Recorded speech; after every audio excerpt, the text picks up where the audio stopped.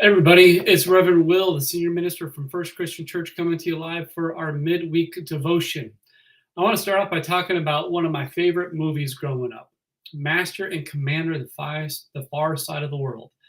There is a scene at the very beginning of the movie where the British sailors on the ship are chaotically scrambling around as their ship is pummeled with cannon fire from an unseen enemy who's shooting them out of the fog.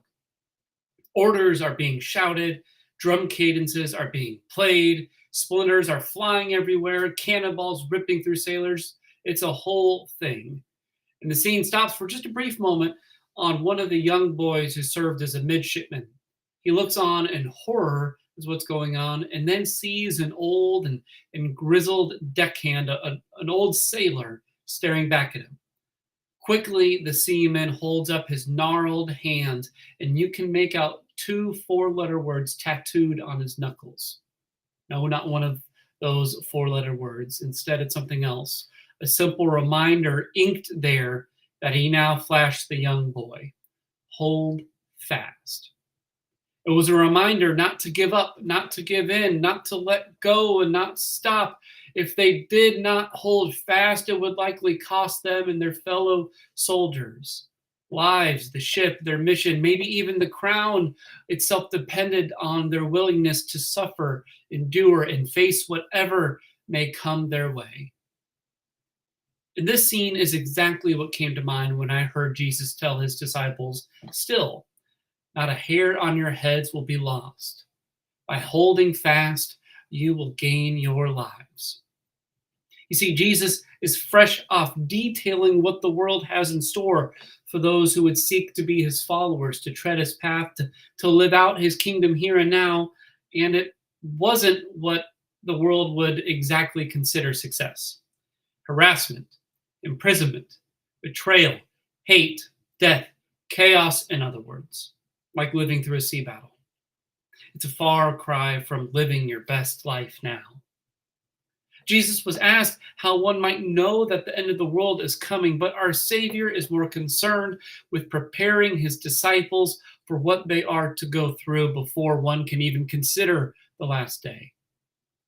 Life on this side of Eden has never been a cakewalk, thanks to sin and death. And for those who are committed to the grace and mercy of Christ, living it out, sharing it with others in word and in deed, they should expect nothing less than what he went through. But he makes a promise, and it is a mind-bending one. He promises us God will be with us, taking care of us through it all. Not a hair on our heads would be lost. As someone whose hair is thinning fast, much faster than I want to, that's good news. And this isn't a promise that bad things aren't going to happen to us. I mean, the laundry list reads itself. Instead, it is a promise that God will see us through to the other side. That if we hold fast, if we endure, if we trust, if we have faith in Jesus and his cruciform work on our behalf, then we will gain the very thing we so desperately want: life itself, with meaning and hope and purpose and goodness. And not just life now, but life with him in the age to come. Life as it was meant to be. So hold fast, my friends.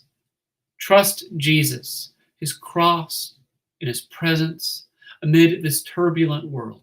He is with you. He is for you, forgiving and strengthening you to watch and wait and hasten the day of his coming. He is holding fast to you. And he does this, whether you know it or even deserve it, because that's just who he is. Thanks for joining me for this week's midweek devotion. Join us for worship on Sunday at 10:30, but if not, our blessing is the same as always.